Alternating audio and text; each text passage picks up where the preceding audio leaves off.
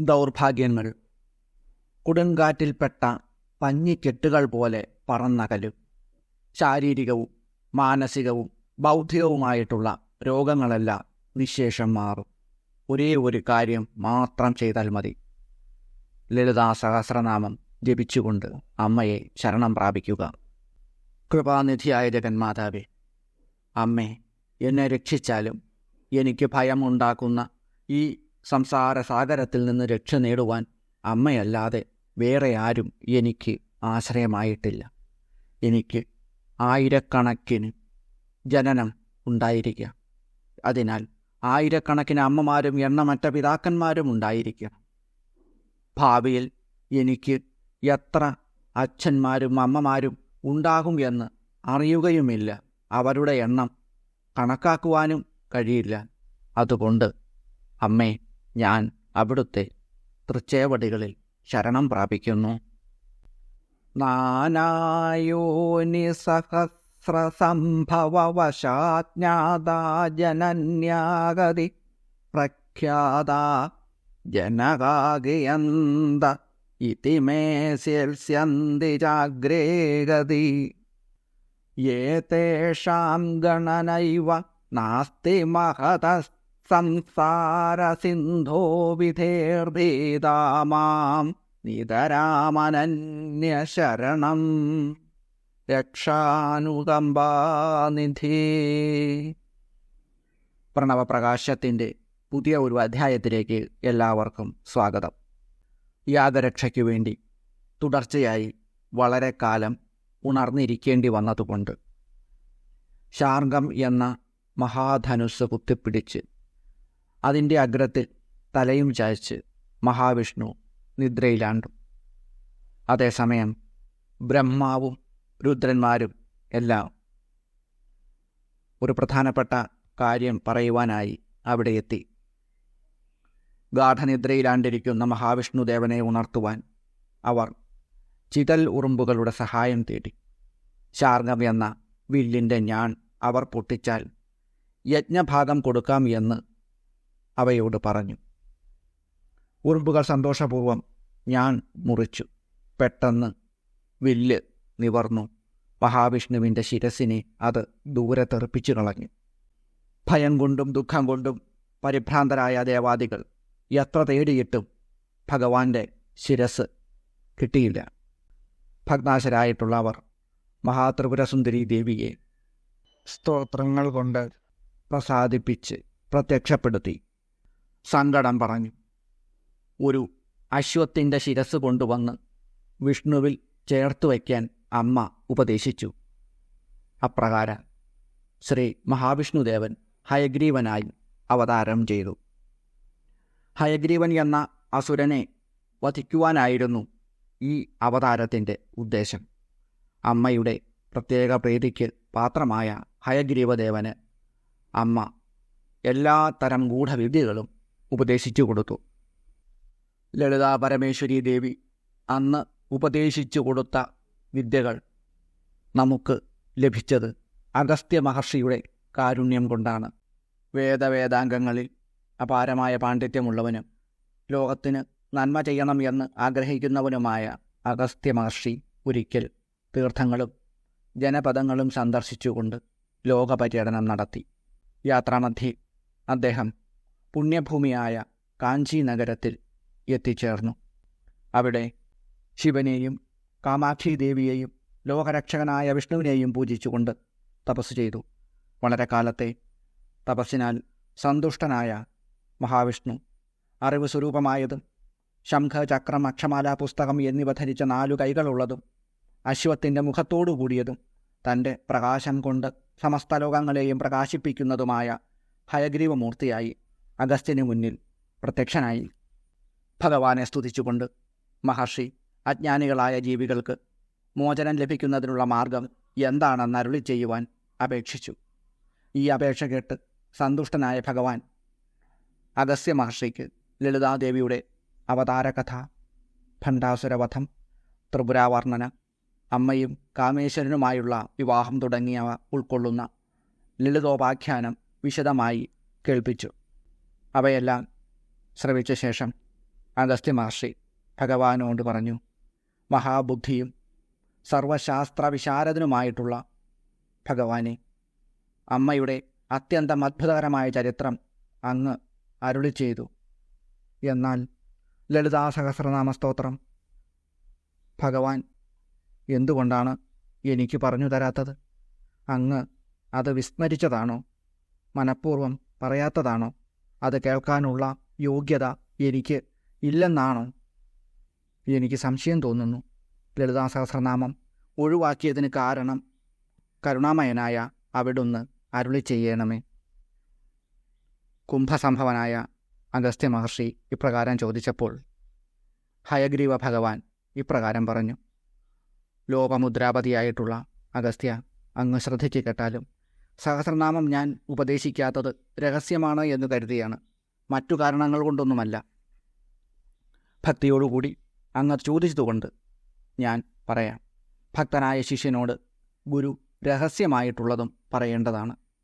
അങ്ങ് ഇത് ഭക്തിയില്ലാത്തവനും ശഠനും ദുഷ്ടനും അവിശ്വാസിക്കും ഒരിക്കലും ഉപദേശിച്ചു കൊടുക്കരുത്.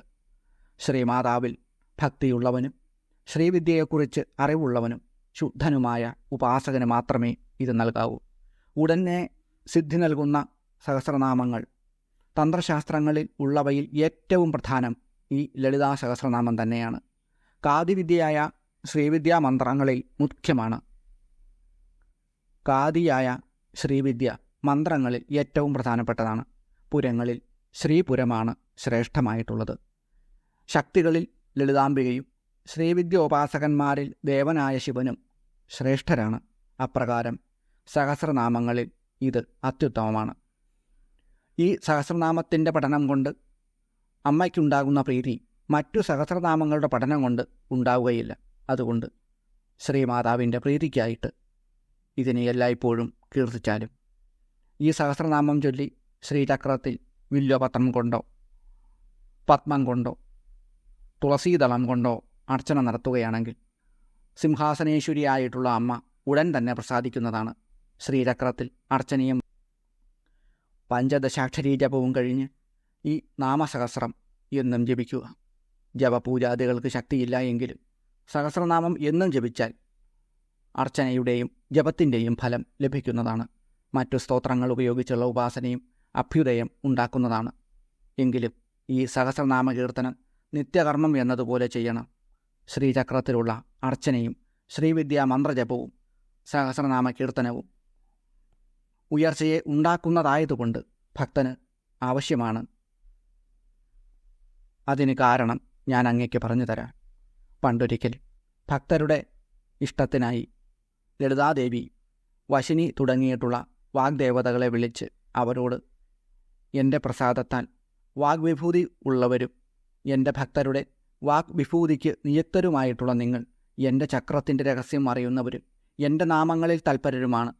നിങ്ങൾ എൻ്റെ 1000 നാമങ്ങൾ കൊണ്ട് ഒരു സ്തോത്രം രചിച്ചാലും ജപിച്ചാൽ എനിക്ക് അത്യന്തം പ്രീതി ഉണ്ടാകത്തക്കവണ്ണമുള്ളതാകണം ആ സ്തോത്രം എന്ന് ആജ്ഞാപിച്ചു. ലളിതാംബിക പരമേശ്വരിയുടെ ആജ്ഞയനുസരിച്ച് അമ്മയുടെ രഹസ്യനാമങ്ങൾ കൊണ്ട് അത്യുത്തമമായ ഒരു സ്തോത്രം വാഗ്ദേവിമാർ രചിച്ചു. അത് രഹസ്യനാമ സഹസ്രം എന്ന് പ്രസിദ്ധമാവുകയും ചെയ്തു. പിന്നീടൊരിക്കൽ സദസ്സിൽ സിംഹാസനത്തിലിരിക്കുന്ന അമ്മ എല്ലാവർക്കും തന്നെ സേവിക്കാനുള്ള അവസരം നൽകി. അവിടെ കോടിക്കണക്കിന് ലക്ഷ്മി നാരായണന്മാരും കോടിക്കണക്കിന് ഗൗരീ സമേതരായ രുദ്രന്മാരും അമ്മയെ സേവിക്കുന്നതിനെത്തി. മന്ത്രിണി, ദണ്ഡിനി തുടങ്ങിയ വിവിധങ്ങളായ ശക്തികൾ തുടങ്ങി അവിടെ എത്തിയവരുടെ സംഖ്യ പറയാൻ പോലുമാവില്ല. ദിവ്യന്മാരുടെയും മാനവന്മാരുടെയും സിദ്ധന്മാരുടെയും കൂട്ടവും എത്തിച്ചേർന്നു. അവിടെ ശ്രീ ലളിതാ പരമേശ്വരി ദേവി എല്ലാവർക്കും ദർശനം നൽകി. അമ്മയെ ദർശിച്ചു കഴിഞ്ഞ് എല്ലാവരും അവരവരുടെ സ്ഥാനത്ത് വേണ്ട മുറയ്ക്കിരുന്നപ്പോൾ ദേവിയുടെ കടക്കൺ നോട്ടം കൊണ്ട് പ്രേരിതരായ വശിനി തുടങ്ങിയവർ എഴുന്നേറ്റ് കൂപ്പുകൈകളോടെ തങ്ങൾ നിർമ്മിച്ച ലളിതാ സഹസ്രനാമത്താൽ അമ്മയെ സ്തുതിച്ചു. പരമേശ്വരിയായ അമ്മ സ്തോത്രം കേട്ട് പ്രസന്നയായി തീർന്നു. സദസ്സിൽ ഉണ്ടായിരുന്നവർ വിസ്മയിച്ചു. അപ്പോൾ ദേവന്മാരോട് അമ്മ ഇപ്രകാരം പറഞ്ഞു, എൻ്റെ ആജ്ഞ കൊണ്ടാണ് വാഗ്ദേവതകൾ ഈ സ്തോത്രം രചിച്ചിട്ടുള്ളത്. ഇത് എൻ്റെ നാമങ്ങൾ കൊണ്ട് അങ്കിതവും എനിക്ക് വളരെ ഇഷ്ടമുള്ളതുമാണ്. എൻ്റെ പ്രീതിയുടെ വൃദ്ധിക്കായിട്ട് ഇത് നിങ്ങൾ എപ്പോഴും ജപിച്ചാലും. എൻ്റെ നാമസഹസ്രം ഭക്തന്മാർക്ക് കൊടുക്കുക. എൻ്റെ ഭക്തൻ ഈ നാമസഹസ്രം ഒരിക്കൽ ജപിച്ചാൽ അവൻ എനിക്ക് പ്രിയപ്പെട്ടവനാകും. അവന് എല്ലാ ഇഷ്ടങ്ങളും ഞാൻ കൊടുക്കും. ശ്രീചക്രത്തിൽ എന്നെ അർച്ചിക്കുകയും പഞ്ചദശാക്ഷരി മന്ത്രം ജപിക്കുകയും ചെയ്തു കഴിഞ്ഞാൽ എൻ്റെ സഹസ്രനാമം എൻ്റെ ഇഷ്ടത്തിനായി കീർത്തിക്കുക. അർച്ചനയും ജപവും കൂടാതെ എൻ്റെ ഈ സഹസ്രനാമം മാത്രം കീർത്തിച്ചു എങ്കിലും എൻ്റെ പ്രീതി കൊണ്ട് എല്ലാ ആഗ്രഹങ്ങളും സാധിക്കും എന്നതിന് സംശയമില്ല. അതിനാൽ എൻ്റെ ഈ സഹസ്രനാമം ജപിച്ചാലും. ഇപ്രകാരം ലളിതാ പരമേശ്വരീ ദേവി ദേവന്മാരോട് സ്നേഹപൂർവ്വം അരുളി ചെയ്തു.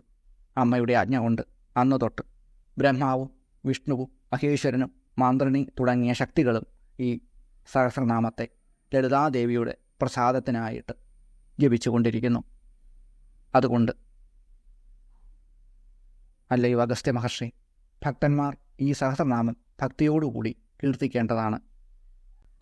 ആവശ്യപ്പെട്ടതുകൊണ്ട് ഇത് ഞാൻ നിന്നോട് പറഞ്ഞു. ഇനി ആ സഹസ്രനാമം നിനക്ക് നൽകാം. ഇപ്രകാരം പറഞ്ഞുകൊണ്ടാണ് ഹയഗ്രീവ ഭഗവാൻ അഗസ്ത്യ മഹർഷിക്ക് ലളിതാ സഹസ്രനാമ സ്തോത്രം ഉപദേശിക്കുന്നത്. ലളിതാ സഹസ്രനാമം എങ്ങനെയാണ് ജപിക്കേണ്ടത് എന്നാണ് ഇനി പറയുന്നത്. വൈഖരി, ഉപാംശു, മാനസികം എന്നീ 3 വിധത്തിൽ സഹസ്രനാമം ജപിക്കാവുന്നതാണ്. വൈഖരി എന്നാൽ ഉച്ചത്തിൽ ചൊല്ലുന്നത്. ഇവ പുറത്തെ സ്പന്ദനങ്ങൾ ഉളവാക്കുന്നു. അതിൻ്റെ ഓളങ്ങൾ സ്ഥൂല ശരീരത്തിൽ നിന്ന് സൂക്ഷ്മ കാരണ ശരീരങ്ങൾ കടന്ന് ആത്മാവിൽ എത്തും. കൂടാതെ ദിവസവും ചൊല്ലുന്ന സ്വഭാവം കൊണ്ട് നാവ് ചലിച്ചുകൊണ്ട് ശബ്ദമയമാക്കുന്നു എങ്കിലും മനസ്സ് അതിൻ്റെ സൗകര്യം പോലെ സഞ്ചരിക്കുകയും ചെയ്യും. എന്നാൽ ഉപാംശുവിൽ ചുണ്ടുകൾ മാത്രമാണ് അനങ്ങുന്നത്. തൊണ്ട തുറന്നുള്ള ശബ്ദമില്ലല്ലോ. അതുകൊണ്ട് ബാഹ്യമായും ആന്തരമായിട്ടും ചെറിയ തോതിൽ സ്പന്ദനം ഉണ്ടാകുന്നു. വൈഖരിയേക്കാൾ കൂടുതൽ വേഗത്തിൽ അത് ആത്മാവിൽ എത്തിച്ചേരും. ഇവിടെയും മനസ്സിനെ നിർത്തുവാൻ വളരെ ശ്രദ്ധിക്കേണ്ടതാണ്. എന്നാൽ മാനസികമായിട്ട് ജപിക്കുമ്പോൾ മനസ്സതിൽ പൂർണ്ണമായിട്ടും പങ്കെടുക്കും. ദിവസം ചൊല്ലും തോറും പടിപടിയായിട്ട് ഉപബോധ മനസ്സിലൂടെ സഞ്ചരിച്ചുകൊണ്ട് മനസ്സിൽ ഉറച്ച് അജപമായി മാറുന്ന അനുഭവം ആസ്വദിക്കേണ്ടത് തന്നെയാണ്. ധാരണ ധ്യാനമായി മാറുന്നു എന്നർത്ഥം. ഇന്ദ്രിയങ്ങൾ ഒരു തരത്തിലും പ്രവർത്തിക്കില്ല. മനസ്സിൻ്റെ കൽപ്പനയില്ലാതെ ഇന്ദ്രിയങ്ങൾ പ്രവർത്തനരഹിതമാണ്. മനസ്സിൽ നിന്ന് തരംഗങ്ങൾ ബാഹ്യമായി വരുന്നു. ആ സമയം വാക്കും അർത്ഥവും ഒന്നിച്ച് പൊന്തിവരും. അങ്ങനെ ആഹ്ലാദമുണ്ടാവും. കുറച്ച് ശ്രദ്ധിച്ചാൽ എല്ലാവർക്കും അമ്മയുടെ സാന്നിധ്യം അനുഭവപ്പെടുകയും ചെയ്യും.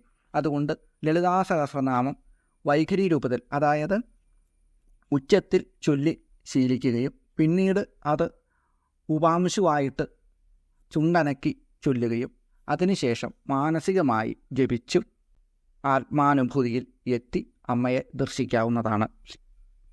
മന്ത്രങ്ങളുടെ ദ്രഷ്ടാവാണ് അതിൻ്റെ ഋഷി. ഈ മന്ത്രം കൊണ്ടാണ് അവർ സിദ്ധി നേടിയിട്ടുള്ളത്. ഈ സഹസ്രനാമം അമ്മയുടെ ആജ്ഞ കൊണ്ട് 8 വാഗ്ദേവതകൾ രചിച്ചതാണ്. അതുകൊണ്ട് വശിന്യാദി വാഗ്ദേവതകൾ ഋഷിയായി. ഋഷിയും ഛന്ദസ്സുമൊക്കെയാണ് ഇനി പറയുന്നത്. അസ്യ ശ്രീ ലളിതാ സഹസ്രനാമമാലാ മന്ത്രസ്യ വശിന്യാദി വാഗ്ദേവതാ ഋഷയഃ അനുഷ്ടോപ്ഛന്ദഃ ശ്രീമഹാലളിതാ ത്രിപുരസുന്ദരീ ദേവതാ. ഓം ഐം ബീജം, ഓം സൗ ശക്തിഃ, ഓം ക്ലീം കീലകം. ഓം ലളിതാ മഹാത്രിപുരസുന്ദരീ പ്രസാദസിദ്ധ്യർത്ഥേ നാമപാരായണേ വിനിയോഗഃ. ലളിതാ സഹസ്രനാമത്തിൻ്റെ വിനിയോഗം മറ്റൊരു രീതിയിലും കാണുന്നുണ്ട്. ഇഷ്ടമുള്ളത് തിരഞ്ഞെടുക്കാം. അതുകൂടി പറയാം. ശ്രീലളിതാ മഹാത്രിപുരസുന്ദരീ പ്രസാദസിദ്ധിദ്വാരാ ചിന്തിതഫലവാപ്ത്യർത്ഥേ ജപേ വിനിയോഗ എന്നിങ്ങനെ ഒരു വിനിയോഗം കൂടി ഉണ്ട്. ധ്യാനമന്ത്രമാണ് പറയുന്നത്. ഏറ്റവും പ്രസിദ്ധമായ ഒരു ധ്യാനമന്ത്രമാണ്. സിന്ദൂരാരുണവിഗ്രഹാം ത്രിനയനാം മാണിക്യമൗലിസ്ഫുരത്താരാനായകശേഖരാം സ്മിതമുഖീം ആവീനവക്ഷോരുഹാം പാണിഭ്യാമളിപൂർണരത്നചഷകം രക്തോൽപലം ബിഭ്രതീം സൗമ്യാം രത്നഘടസ്ഥരക്തചരണാം ധ്യായേത് പരാമംബികാം. സിന്ദൂരം പോലെ ചുവന്ന നിറമുള്ള ശരീരമാണ് അമ്മയ്ക്കുള്ളത്. 3 തൃക്കണ്ണുകളുമുണ്ട്. മാണിക്യരത്നങ്ങൾ കൊണ്ട് തിളങ്ങുന്ന കിരീടത്തിൽ ചന്ദ്രക്കലയും അണിഞ്ഞിട്ടുണ്ട്. മന്ദസ്മിതം തൂകുന്ന മുഖമാണ്. ഒരു കൈയിൽ തേനുണ്ണുവാൻ മുരണ്ടെടുക്കുന്ന വണ്ടുകൾ വലം വയ്ക്കുന്നതായ തേൻ നിറച്ചിട്ടുള്ള രത്നം കൊണ്ടുള്ള ഒരു കുടവും മറ്റൊരു കൈയിൽ ചെന്താമരപ്പൂവുമാണ് ഉള്ളത്. മാതൃത്വം ചുരത്തുന്ന വലിയ മാറിടങ്ങൾ രത്നഖചിതമായിട്ടുള്ള കുംഭത്തിൽ അവിടുത്തെ തൃക്കാലടികൾ വെച്ചുകൊണ്ട് സൗമ്യമായി ശോഭിക്കുന്ന അമ്മയെയാണ് ഈ ധ്യാന ശ്ലോകത്തിലൂടെ ധ്യാനിക്കേണ്ടത്. ബ്രഹ്മാണ്ഡ പുരാണത്തിലുള്ള ഒരു ധ്യാനമന്ത്രമാണ് ഇത്. ക്ഷേത്രത്തിൽ പോയി ഇത് വിഗ്രഹത്തിലേക്ക് നോക്കി, അമ്മയുടെ മുഖാരവിന്ദത്തിലേക്ക് നോക്കിയാണ് ഈ ധ്യാനമന്ത്രം ചൊല്ലുന്നത് എങ്കിൽ അവസാന ഭാഗത്ത് ധ്യായേത് പരാമംബികാം എന്നതിന് പകരം വന്ദേ പരാം അംബികാം എന്നാണ് ജപിക്കേണ്ടത്. പ്രണവപ്രകാശത്തിൻ്റെ ഈ അധ്യായത്തിൽ ലളിതാ സഹസ്രനാമത്തിലെ ആദ്യത്തെ 3 നാമങ്ങളും അർത്ഥവും അതിൻ്റെ പ്രയോഗങ്ങളുമാണ് പറയുന്നത്. അതിവിശിഷ്ടമായ നാമമന്ത്രപുഷ്പങ്ങളാണ് ഇവ ഓരോന്നും.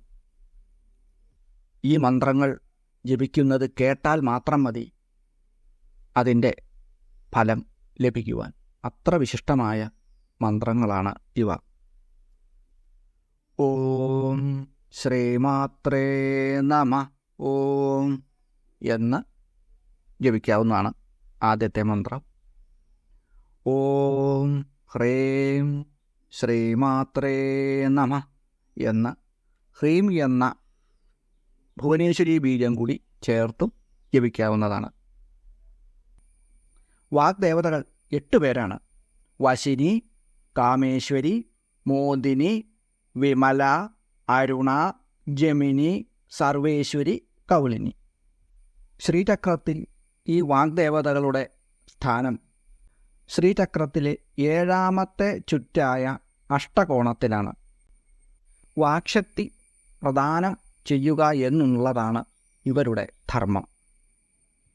ശ്രീമാത എന്ന ഈ നാമത്തിന് 8 തരത്തിൽ അർത്ഥം വിദ്വാൻമാർ വ്യാഖ്യാനിച്ചിട്ടുണ്ട്.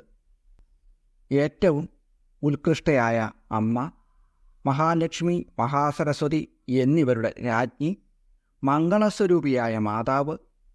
മാതാ എന്നതിനു മുമ്പ് ശ്രീ രാജരാജേശ്വരിയെ കുറിക്കുന്നു എന്നും എല്ലാം അളന്നു തിട്ടപ്പെടുത്തുന്നവൾ, ബ്രഹ്മാവിന് വേണ്ടി വേദം ഉപദേശിച്ചു കൊടുത്ത ദേവി, വിഷത്തിനെ ശിവന്റെ കണ്ഠത്തിൽ വറ്റിച്ചു നിർത്തിയ ശക്തി, പുരുഷാർത്ഥം പ്രദാനം ചെയ്യുന്ന മാതാവ്. ഇപ്രകാരമാണ് 8 തരത്തിലുള്ള വ്യാഖ്യാനം. ലളിതാ സഹസ്രനാമത്തിൽ ആദ്യത്തെ നാമമായി ശ്രീമാത എന്ന പദം തിരഞ്ഞെടുത്തതോടുകൂടി അമ്മയും ഭക്തനും തമ്മിലുള്ള ബന്ധം അമ്മയും കുഞ്ഞും തമ്മിലുള്ള ബന്ധമായി മാറി. ശിശുവിൻ്റെ സംരക്ഷണം അമ്മയുടെ കടമയും ബാധ്യതയുമാണ്. അറിവില്ലായ്മ മൂലമോ ദുശാഠ്യം കൊണ്ടോ കുട്ടി എന്ത് തെറ്റു ചെയ്താലും അമ്മ ക്ഷമിക്കുകയേ ഉള്ളൂ. കുപുത്രോ ജായേത ക്വചിതപി കുമാരാനഭവതി എന്ന് ശ്രീമദ് ശങ്കരാചാര്യർ ആവർത്തിച്ച് പറയുന്നുണ്ടല്ലോ. മന്ത്രാക്ഷരങ്ങൾ ഉൾക്കൊള്ളുന്ന നാമങ്ങളും വിവിധ തന്ത്രങ്ങളെയും യന്ത്രങ്ങളെയും കുറിക്കുന്ന നാമങ്ങളും ലളിതാ സഹസ്രനാമത്തിൽ ആദ്യന്തം ഉൾപ്പെടുന്നതുകൊണ്ട് ഈ സ്തോത്രം ഉപയോഗിച്ച് അമ്മയെ ആരാധിക്കുന്നതിന് എല്ലാവർക്കും അധികാരമില്ല എന്നും കർശനമായ വ്രതാനുഷ്ഠാനങ്ങളോടല്ലാതെ ഈ ദിവ്യമായ സ്തോത്രം പാരായണം ചെയ്യുന്നത് ഗുണത്തേക്കാൾ ദോഷം ഉണ്ടാക്കുകയാണ് എന്നൊക്കെ പറയാറുണ്ട്. ശിശുവിന് അമ്മയെ വിളിക്കാൻ ആരുടെയും മധ്യസ്ഥത ആവശ്യമില്ല. അമ്മയെ വിളിക്കുക പോലും വേണ്ട. അമ്മയുടെ ശ്രദ്ധ ആകർഷിക്കുവാൻ കുഞ്ഞ് കരഞ്ഞ് ശബ്ദമുണ്ടാക്കണം എന്നുമില്ല. തക്ക സമയത്ത് കുഞ്ഞിൻ്റെ ആവശ്യങ്ങൾ കണ്ടറിഞ്ഞ് നിറവേറ്റുന്നത് അമ്മയുടെ കർത്തവ്യവുമാണ്. അത് അമ്മ ചെയ്യുകയും ചെയ്യും.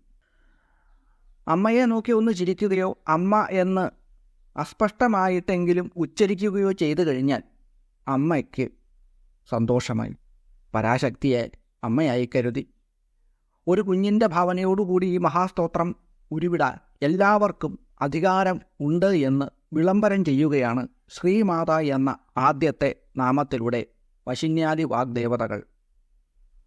മന്ത്രതന്ത്രാദികൾക്ക് വേണ്ടി അമ്മയുടെ നാമസഹസ്രം ഉപയോഗിക്കണം എന്നുള്ളവർക്ക് ഗുരുവിനെ കണ്ടുപിടിച്ച് ഗുരുവിൻ്റെ ഉപദേശം അനുസരിച്ച് സാധനകളിലൂടെയും ആചാരങ്ങളിലൂടെയും അമ്മയെ ആരാധിക്കാവുന്നതാണ്. അമ്മയെ സ്തുതിക്കുന്നതിനുള്ള ഉത്തമ സ്തോത്രമായി ഉപയോഗിക്കുന്നവർക്ക് അമ്മ എന്ന സങ്കല്പത്തോടുകൂടി ദേവീസ്തുതിയായിട്ട് ഈ സഹസ്രനാമം ഉപയോഗിക്കാവുന്നതുമാണ്. ശ്രീ എന്നും മാതാ എന്നും രണ്ട് ഘടകങ്ങൾ ആണ് ഈ പദത്തിലുള്ളത്. ശ്രീ എന്ന ശബ്ദത്തിന് ലക്ഷ്മി എന്നും സരസ്വതി എന്നും അർത്ഥം കൽപ്പിക്കുമ്പോൾ ശ്രീക്കും ലക്ഷ്മിക്കും മാതാവായിട്ടുള്ളവൾ എന്നും അർത്ഥം വരുന്നു. ലക്ഷ്മി, സരസ്വതി, രുദ്രാണി എന്നീ ദേവിമാർക്കും അമ്മയായ ആദിപരാശക്തിയെയാണ് ഈ പദം സൂചിപ്പിക്കുന്നത്. ശ്രീയെ, ലക്ഷ്മിയെ മാനം ചെയ്യുന്നവൾ, അളക്കുന്നവൾ എന്ന അർത്ഥത്തിൽ ഈ പദം വ്യാഖ്യാനിക്കാം. അളക്കപ്പെടുന്നവളേക്കാൾ അളക്കുന്നവൾക്ക് മേന്മ കൂടുതലാണല്ലോ. ലക്ഷ്മിക്കും പരയായിട്ടുള്ള ശക്തി എന്നാണ് ഇതിൻ്റെ അർത്ഥം. ശ്രീ എന്ന ശബ്ദത്തെ പുല്ലിംഗമായി കണക്കാക്കുമ്പോൾ ബ്രഹ്മാവ് എന്നും വിഷം എന്നും അർത്ഥം വരും. വേദത്തിൻ്റെ സാരം ആദ്യമായി പ്രകാശിപ്പിച്ചുകൊണ്ട് ബ്രഹ്മദേവനെ അറിയിച്ചവൾ എന്നും വേദങ്ങളെ പലതായിട്ട് തിരിച്ചവൾ എന്നും ഈ പദത്തിന് അർത്ഥം കൽപ്പിക്കാവുന്നതാണ്. വിഷം എന്ന അർത്ഥം സ്വീകരിക്കുമ്പോൾ വിഷത്തെ മാനം ചെയ്യുന്നവൾ, കണ്ഠത്തിൽ വിഷത്തെ ധരിക്കുന്നവൾ, ശ്രീകണ്ഠനായിട്ടുള്ള മഹാദേവനിൽ നിന്നും ഭിന്നയല്ലാത്തവൾ എന്നും അർത്ഥം വരുന്നു. ശിവശക്തൈക്യ രൂപിണി ലളിതാംബിക എന്നാണല്ലോ ഈ മഹാസ്തോത്രം അവസാനിക്കുന്നത്. അമ്മയെ ചരാചര ജനനിയായി കരുതി സ്തുതിക്കുന്ന ഭക്തർക്ക് ഈ വ്യാഖ്യാന ഭേദങ്ങൾ ഉൾക്കൊള്ളുന്നതിനേക്കാൾ എളുപ്പം ശ്രീ എന്ന ശബ്ദത്തെ ഐശ്വര്യവും ശ്രേഷ്ഠതയും കുറിക്കുന്ന പദമായിട്ട് സ്വീകരിക്കുക എന്നുള്ളതാണ്. മേന്മയും ശ്രേഷ്ഠതയുമുള്ള ഏതിനെ സൂചിപ്പിക്കുന്നതിനും മംഗളവാചിയായ ശ്രീ എന്ന ശബ്ദം ചേർത്ത് പറയാറുണ്ട്. ശ്രീവിദ്യ, ശ്രീചക്രം, ശ്രീശൈലം, ശ്രീമതി, ശ്രീമാൻ എന്നിങ്ങനെ. മാതാ എന്ന പദം കൊണ്ട് സമസ്ത ലോകങ്ങളുടെയും അമ്മയായ ലളിതാദേവിയെ സൂചിപ്പിക്കുമ്പോൾ അമ്മയുടെ മഹിമാതിശയങ്ങൾ സൂചിപ്പിക്കുന്നതിന് വേണ്ടി ശ്രീ എന്ന ശബ്ദം ചേർത്തിരിക്കുന്നു. മാതാ എന്ന പദത്തിന് അമ്മ എന്ന് തന്നെ അർത്ഥം. ചരവും അചരവുമായി അനന്തകോടി ബ്രഹ്മാണ്ഡങ്ങളിൽ എന്തൊക്കെയുണ്ടോ അതെല്ലാം അമ്മയിൽ നിന്നും ഉൽപ്പന്നങ്ങളായതുകൊണ്ട് എല്ലാത്തിൻ്റെയും അമ്മയാണ് ശ്രീ ലളിതാ പരമേശ്വരി ദേവി. ഓം ശ്രീമാത്രേ നമഃ. ഓം. ധ്യാനമോ ഋഷിയോ ഛന്ദസ്സോ ഒന്നും തന്നെ ആവശ്യമില്ലാതെ എപ്പോൾ വേണമെങ്കിലും ലളിതാ പരമേശ്വരി ദേവിയെ മനസ്സിൽ ധ്യാനിച്ചുകൊണ്ട് എൻ്റെ അമ്മേ എന്ന് വിളിക്കുന്ന അതേ ലാഘവത്തോടുകൂടി ഓം ശ്രീമാത്രേ നമഃ എന്ന് സദാസമയവും ജപിക്കാവുന്നതാണ്. ശ്രീമാത്രേ നമ എന്ന മന്ത്രത്തിന് ആദിയും അന്തവും ഓം എന്ന പ്രണവം ചേർക്കുന്നത് അത്യുത്തമമായി കാണുന്നു. ഓം ശ്രീമാത്രേ നമ ഓം എന്നിപ്രകാരം ജപിക്കാവുന്നതാണ്. അടുത്ത നാമമന്ത്രമാണ് ശ്രീ മഹാരാജ്ഞി എന്നത്. എല്ലാ രാജ്ഞിമാരെയും ഭരിക്കുന്ന രാജ്ഞി. രാജ്ഞിയുടെ ചുമതല രാജ്യം ഭരിക്കുകയാണല്ലോ. എന്നാൽ രാജാവിൻ്റെ ഭാര്യയെയും രാജ്ഞി എന്ന് പറയാറുണ്ട്. എന്നാൽ ലളിതാ പരമേശ്വരി ദേവി ബ്രഹ്മാണ്ഡത്തെ ഭരിക്കുന്ന സ്ഥിതിയാണ് ഈ നാമം സൂചിപ്പിക്കുന്നത്. ആദ്യത്തെ നാമമായ ശ്രീമാത സൃഷ്ടിയെയാണ് സൂചിപ്പിക്കുന്നത് എങ്കിൽ ഈ മന്ത്രം സ്ഥിതിയെ സൂചിപ്പിക്കുന്നു. പ്രജകളുടെ ലോകക്ഷേമം നേരിട്ട് മനസ്സിലാക്കി ദുരിതങ്ങൾ മാറ്റുവാൻ വേണ്ടി രാജാക്കന്മാരും രാജ്ഞിമാരും ജനങ്ങളുടെ ഇടയിൽ സഞ്ചരിക്കുക പതിവായിരുന്നുവല്ലോ. സന്തുഷ്ടരായ പ്രജകൾ മഹാരാജ മഹാരാജ്ഞി എന്ന് സംബോധന ചെയ്യുകയും ചെയ്യും. അപ്രകാരം ഭക്തന്മാരുടെ താപത്രയങ്ങൾ ദുഃഖങ്ങൾ എല്ലാം മാറ്റി മംഗളം ചൊരിയാൻ അമ്മ ഓടിയെത്തുന്നു. അതുകൊണ്ടും മഹാരാജ്ഞി എന്ന പദം അന്വർത്ഥമാണ്. പ്രപഞ്ചത്തിൻ്റെ സൃഷ്ടിസ്ഥിതി ലയങ്ങൾക്ക് കാരണഭൂതയും അധികാരിണിയും ശ്രീ ലളിതാ പരമേശ്വരി ദേവിയാണ്. അതുകൊണ്ട് ഓം ശ്രീ മഹാരാജ്ഞൈ നമഃ. ഓം ഈ മന്ത്രം ഹ്രീംകാരം കൂടി ചേർത്ത് ഓം ഹ്രീം ശ്രീ മഹാരാജ്ഞൈ നമഃ എന്ന് ജപിക്കാവുന്നതാണ്. ഏതെങ്കിലും ദേവീക്ഷേത്രത്തിൽ പോകുമ്പോൾ അമ്മയുടെ മുഖത്തേക്ക് നോക്കിക്കൊണ്ട് ഈ മന്ത്രം 21 പ്രാവശ്യം ജപിക്കുകയാണെങ്കിൽ ആഗ്രഹസാധ്യമുണ്ടാകും. കൂടാതെ എന്തെങ്കിലും വലിയ ദുഃഖങ്ങളോ മറ്റോ ഉണ്ടെങ്കിൽ അത് മാറിക്കിട്ടുകയും ചെയ്യും. ശ്രീമത് സിംഹാസനേശ്വരി എന്നതാണ് അടുത്ത മന്ത്രം. ഐശ്വര്യം ചൊരിയുന്ന രാജാസനത്തിൻ്റെ നായിക, സിംഹത്തെ വാഹനമാക്കിയിട്ടുള്ളവൾ, ഹിംസിച്ച് പ്രപഞ്ചസംഹാരം നടത്തുന്നവൾ, സിംഹമന്ത്രങ്ങളുടെ മധ്യത്തിലുള്ളവൾ എന്നിങ്ങനെ 4 അർത്ഥങ്ങൾ ഈ ഒരു നാമത്തിനുണ്ട്. ഭാരതത്തിലെ രാജാക്കന്മാർ മൃഗരാജാവായ സിംഹത്തിൻ്റെ 4 രൂപങ്ങൾ 4 കാലുകളായിട്ടുള്ളതും നല്ല ഉയരമുള്ളതും വളരെ ഭംഗിയുള്ളതുമായ ആസനത്തിലിരുന്നാണ് രാജ്യകാര്യങ്ങളൊക്കെ നടത്തി വന്നിരുന്നത്. അങ്ങനെ ഇതിന് സിംഹാസനം എന്ന പേരുണ്ടായി. ബ്രഹ്മാണ്ഡങ്ങളുടെ എല്ലാം ഈശ്വരിയായ അമ്മ ശ്രീമത്തായ സിംഹാസനത്തിൽ ആസനസ്ഥയാകുന്നു. അതുകൊണ്ട് ശ്രീമത് സിംഹാസനേശ്വരി, അമ്മ ഭുവനേശ്വരിയും ആകുന്നതുകൊണ്ട് ഭുവന സാമ്രാജ്യ സിംഹാസനത്തിൻ്റെ ഈശ്വരി എന്നും അർത്ഥം വരും. സിംഹമാകുന്ന ആസനത്തിൽ സ്ഥിതി ചെയ്യുന്നവൾ എന്നും ഈ പദത്തെ വ്യാഖ്യാനിക്കാവുന്നതാണ്. ആസനം എന്ന പദത്തിന് വാഹനം എന്നാണ് അർത്ഥം വരിക. മഹിഷാസുരവധത്തിനു വേണ്ടി സമസ്ത ദേവന്മാരുടെയും തേജസ്സുകളിൽ നിന്നും അമ്മ ഉൽപ്പന്നയായതായി ദേവീ മാഹാത്മ്യത്തിൽ പറയുന്നുണ്ട്. അമ്മയ്ക്ക് ആയുധങ്ങളും ആഭരണങ്ങളും ഓരോരോ ദേവന്മാരായി കാഴ്ചവെക്കുന്നു. ഹിമവാൻ വാഹനമായ സിംഹത്തെയും അനേകം രത്നങ്ങളെയും അമ്മയ്ക്ക് സമർപ്പിച്ചു. മഹിഷാസുരനുമായിട്ടുള്ള യുദ്ധത്തിൽ അമ്മയുടെ വാഹനമായിട്ടുള്ള സിംഹവും പങ്കെടുക്കുന്നതായി ദേവീ മാഹാത്മ്യത്തിൽ കാണാവുന്നതാണ്. ദേവീ പുരാണത്തിലും ഇങ്ങനെ പറയുന്നുണ്ട്. സിംഹമാരുഹ്യ കന്യാതേ നിഹതോ മഹിഷോനയാ മഹിഷഗ്നേ തതോ ദേവി തഥാ സിംഹാസനേശ്വരി. അമ്മ കന്യകയായിരിക്കുമ്പോൾ തന്നെ സിംഹത്തെ വാഹനമാക്കിക്കൊണ്ട് മഹിഷാസുരനെ വധിച്ചതിനാൽ മഹിഷാസുരമർദിനി എന്നും സിംഹാസനേശ്വരി എന്നും ഉള്ള നാമങ്ങൾ കൊണ്ട് പ്രസിദ്ധമായി. ഹിംസ എന്ന പദത്തിന് പരിണാമം ഉണ്ടായതാണ് സിംഹശബ്ദം എന്ന് ചിലർ അഭിപ്രായപ്പെടുന്നുണ്ട്. അസനം എന്ന ശബ്ദത്തിന് ക്ഷേപണം, എറിയൽ എന്നും അർത്ഥമുണ്ട്. ഹിംസ കൊണ്ട് പ്രാണികളെ ക്ഷേപണം ചെയ്യുന്നവൾ അഥവാ ലോകസംഹാരകാരിണി എന്നും സിംഹാസനേശ്വരി എന്ന് പദത്തിന് വ്യാഖ്യാനം വരുന്നു. ഈ 3 നാമങ്ങളിൽ മാതാ എന്ന പദം കൊണ്ട് സൃഷ്ടിയും രാജ്ഞി എന്ന പദം കൊണ്ട് സ്ഥിതിയും സിംഹശബ്ദം കൊണ്ട് സംഹാരവും സൂചിപ്പിക്കുന്നതുകൊണ്ട് ഈ 3 നാമങ്ങൾ സൃഷ്ടിസ്ഥിതി സംഹാരങ്ങളെ സൂചിപ്പിക്കുന്നു എന്ന് പറയാം. ലളിതാ സഹസ്രനാമത്തിലെ ഈ 3 മന്ത്രങ്ങളും ഒരുമിച്ച് 21 പ്രാവശ്യമോ 7 പ്രാവശ്യമോ 11 പ്രാവശ്യമോ സ്ഥിരമായി ജപിക്കുന്നത് അത്യുത്തമമാണ്. ഓം ശ്രീമത് സിംഹാസനേശ്വരിയൈ നമഃ ഓം എന്നിങ്ങനെയും ഓം ഹ്രീം ശ്രീമത് സിംഹാസനേശ്വരിയൈ നമഃ എന്നും ജപിക്കാവുന്നതാണ്. ലളിതാ പരമേശ്വരി ദേവിയെ ധ്യാനമന്ത്രത്തിൽ പറഞ്ഞിട്ടുള്ള രൂപത്തിൽ മനസ്സിൽ ധ്യാനിക്കുക.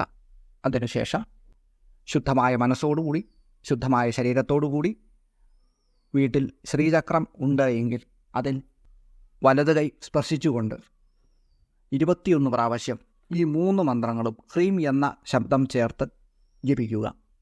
41 തവണ ജപിക്കുന്നതാണ് ഏറ്റവും ഉത്തമം. 21 തവണ ജപിച്ചു കഴിഞ്ഞ് പിന്നീട് ജപിക്കുന്ന മന്ത്രങ്ങളിൽ ഉള്ളിൽ വല്ലാത്ത ഒരു പോസിറ്റീവ് എനർജിയുടെ ഒരു പ്രവാഹം തന്നെ ആ ശരീരത്ത് അനുഭവിച്ചറിയാൻ തന്നെ സാധ്യമാകുന്നതാണ്. ദുഃഖങ്ങളെല്ലാം മാറി നല്ല ചിന്തകൾ ഉണ്ടാവുകയും നല്ല പ്രവർത്തികൾ ചെയ്യുവാനും അതിലൂടെ കൂടുതൽ കുടുംബത്തിൽ ഐശ്വര്യമുണ്ടാകുവാനും ഈ 3 മന്ത്രങ്ങൾ അത്യുത്തമങ്ങളാണെന്നതിൽ സംശയമേ വേണ്ട. ഇനി ശ്രീചക്രമൊന്നും ഇല്ല എങ്കിൽ കൂടി ഈ മന്ത്രം ഭക്തിപൂർവ്വം ജപിച്ചാൽ അതിൻ്റെ ഫലം തീർച്ചയായും ലഭിക്കുന്നതാണ്. ഏകാന്തമായ സ്ഥലത്ത് ഏകാഗ്രമായിരുന്നു കൊണ്ട് അത് എവിടെയാണെങ്കിലും ശുദ്ധമായ മനസ്സോടുകൂടി ഈ മന്ത്രങ്ങൾ ജപിച്ചാൽ ആഗ്രഹിക്കുന്ന കാര്യങ്ങൾ മാത്രമല്ല, നമുക്ക് ആഗ്രഹിക്കാത്ത തന്നെ ഐശ്വര്യപ്രാപ്തി ഉണ്ടാകുന്നതാണ്. നിരവധി കാര്യങ്ങൾ ഇതുകൊണ്ട് നമുക്ക് സാധ്യമാക്കിയെടുക്കാം. ആത്മീയമായ അത്യുച്ചാവസ്ഥയിലേക്ക് നമ്മളെ കൈപിടിച്ചുയർത്താൻ അമ്മ നേരിട്ട് തന്നെ എത്തും എന്ന കാര്യത്തിൽ സംശയം വേണ്ട. എല്ലാവരെയും ലളിതാ പരമേശ്വരി ദേവി അനുഗ്രഹിക്കട്ടെ എന്ന് പ്രാർത്ഥിച്ചുകൊണ്ട് അവിടുത്തെ പാതാരബിന്ദങ്ങളിൽ സാദരം നമസ്കരിച്ചുകൊണ്ട് നിർത്തുന്നു. നന്ദി, നമസ്കാരം.